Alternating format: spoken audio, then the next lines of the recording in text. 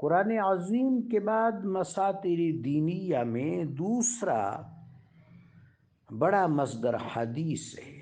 حدیث فرمود رسول ہے۔ میرے آقا علیہ السلام کے افعال، اقوال اور تقاریر سے مراد یہ ہے کہ آپ کے سامنے کوئی کام ہوا، کوئی عمل ہوا، کوئی بات ہوئی، آپ نے اس پر گرفت نہیں فرمائی اور اس پر آپ نے گویا اس کی آپ نے توکید کر دی، اس کی توثیق فرما دی۔ اگر وہ معروف نہ ہوتا، منکر ہوتا، وہ امر نہ ہوتا، نواہی میں سے ہوتا، حلال نہ ہوتا، حرام میں سے ہوتا، غیر حق ہوتا، تو آقا و مولا علیہ السلام ضرور اس پر گرفت فرماتے۔ جب آپ نے اس چیز کی توثیق فرما دی، اس پر سکوت اختیار فرمایا، تو وہ بھی آپ کی شریعت مطہرہ کا حصہ ہے، وہ موجوز ہے۔ افعال جو میرے آقا و مولا علیہ السلام کے اعمال حسنہ ہیں، اعمال پاک ہیں، اعمال طیب ہیں۔ میرے آقا کا ہر عمل حسن ہے، احسن ہے، اطیب ہے، طیب ہے۔ میرے آقا علیہ السلام کے فرمودات عرف عام میں حدیث آقا و مولا علیہ السلام کے فرمودات کو کہتے ہیں۔ حدیث کا لفظ لغوی سطح پر بھی قرآن میں برتا گیا ہے۔ وَلَا مُسْتَانِسِينَ لِحَدِيث، یہاں حدیث کا مطلب کنورسیشن ہے، گفتگو ہے۔ اور حدیث اللہ کے قول کو، یعنی قرآن کو بھی کہا گیا ہے فَبِأَيِّ حَدِيثٍ بَعْدَهُ يُؤْمِنُونَ۔ اب اس حدیث یعنی قرآن کے بعد کس چیز کا انتظار کر رہے ہیں جس پر ایمان لائیں گے؟ لیکن اصطلاح علم میں العلم سے مراد الحدیث ہے، فرمود رسول۔ محبوب پاک صلی اللہ علیہ وسلم کی اطاعت غیر مشروط ہے۔ دو ہستیوں کی اطاعت غیر مشروط ہے، اللہ کی اور اللہ کے محبوب کی۔ اطیعوا اللہ و اطیعوا الرسول و اولی الامر منکم۔ اس آیت پر غور کیجیے، اللہ کے ساتھ اطیعوا کا لفظ ہے، رسول اللہ صلی اللہ علیہ وسلم کے ساتھ اطیعوا کا لفظ ہے، اولی الامر کے ساتھ نہیں ہے، اس لیے کہ اولی الامر کی اطاعت مشروط ہے۔ اگر وہ اللہ اور اللہ کے حبیب کا مطیع ہے اور اللہ اور اللہ کے حبیب کی اطاعت میں، تب اس کی اطاعت ہے، بصورت دیگر نہیں۔ یہاں تک فرمایا گیا وَمَن يُطِعِ الرَّسُولَ فَقَدْ أَطَاعَ اللَّهَ، جس نے رسول اللہ کی اطاعت کی اس نے کوئی اللہ کی اطاعت کی۔ وَمَا آتَاكُمُ الرَّسُولُ فَخُذُوهُ وَمَا نَهَاكُمْ عَنْهُ فَانْتَهُوا، جو چیز سرکار رسالت مآب فخر موجودات باعث تخلیق کائنات صلی اللہ علیہ وآلہ وبارک وسلم تم کو مرحمت فرما دے، وہ لے لو، اور جس سے سرکار رسالت مآب خاتم الانبیاء والمرسلین صلی اللہ علیہ وآلہ وبارک وسلم روک لے، اسے رک جاؤ۔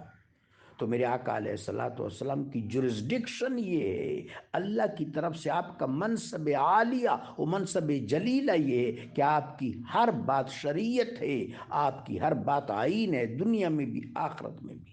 آپ کی اطاعت غیر مشروط ہے، آپ کی اتباع لازم ہے۔ تو آپ کے فرمودات عالیہ اور ارشادات منورہ کو احادیث کہتے ہیں۔ جب دینیات میں العلم کا لفظ استعمال ہوتا ہے مطلقاً، تو اس سے مراد حدیث ہے، حدیث العلم ہے۔ چنانچہ حدیث کے لیے بہت جد و جہد ہوئی۔ اہل بیت اطہار علیہم السلام نے میرے آقا سے سنا، امہات المومنین علیہن السلام نے سنا، آپ کے اقارب نے سنا، آپ کے اصدقاء نے سنا، آپ کے صحابہ کرام رضی اللہ تعالیٰ عنہم نے سنا، ایک ایک بات کو محفوظ کیا۔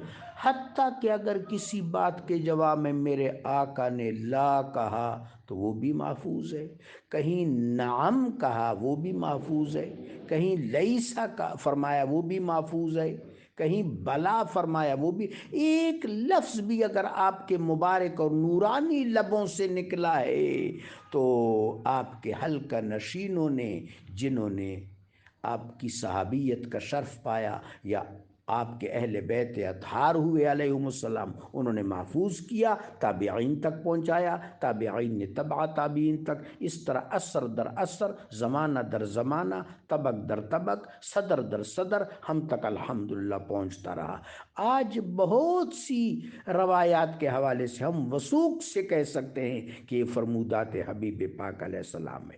گو کہ حدیث کے لیے، متن کے لیے، فرمود حبیب پاک علیہ السلام کے لیے مسلمانوں کے پاس بہترین انفراسٹرکچر ہے، جس کو سلسلۃ الروات کہتے ہیں، سلسلۃ الذہب کہتے ہیں، سند کہتے ہیں، درایت کہتے ہیں، اس کے لیے اوزان ہے، جرح و تعدیل، بڑا انتظام ہے۔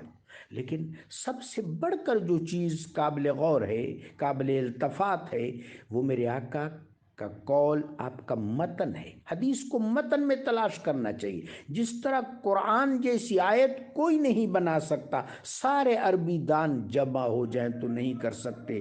فَأْتُوا بِسُورَةٍ مِّن مِّثْلِهِ قُلْ إِن كُنتُمْ فِي رَيْبٍ مِّمَّا نَزَّلْنَا عَلَىٰ عَبْدِنَا فَأْتُوا بِسُورَةٍ مِّن مِّثْلِهِ وَادْعُوا شُهَدَاءَكُمْ إِن كُنتُمْ صَادِقِينَ فَإِن لَّمْ تَفْعَلُوا وَلَن تَفْعَلُوا فَاتَّقُوا النَّارَ الَّتِي وَقُودُهَا النَّاسُ وَالْحِجَارَةُ۔ کوئی بھی نہیں کر سکتا۔ اس طرح میرے آقا علیہ السلام جیسا کلام کوئی بھی نہیں کر سکتا۔ میرے آقا علیہ السلام فرماتے ہیں انا افصح العرب اوتیت جوامع الکلم ونصرت بالسبع۔ میرے آقا و مولا علیہ السلام جو بات فرماتے ہیں، نہ کوئی شاعر اس طرح کی بات منظوم کر سکتا ہے، نہ کوئی عربی دان، نہ کوئی نابغہ، نہ کوئی ادیب۔ سو میرے آقا علیہ السلام کی بات بالکل منفرد ہوتی ہے۔ جس طرح آسمان پر سورج نصف النہار کے وقت چمکتا ہے، اس طرح چمک رہی ہوتی ہے۔ سو حدیث مصادر دین میں دوسرا مصدر ہے، اور جس طرح قرآن کی آیات کی حجیت ہے مطلقاً، اس طرح حدیث کی حجیت ہے حجیت قرآن سے۔ اللہ نے حبیب پاک علیہ السلام کے اقوال کو اور آپ کے احکام کو حجت فرما دی ہے، حجت قرار دی ہے۔ حدیث شرعی طور پر حجیت رکھتی ہے اور مصدر ثانی اسلام ہے۔ جزاکم اللہ۔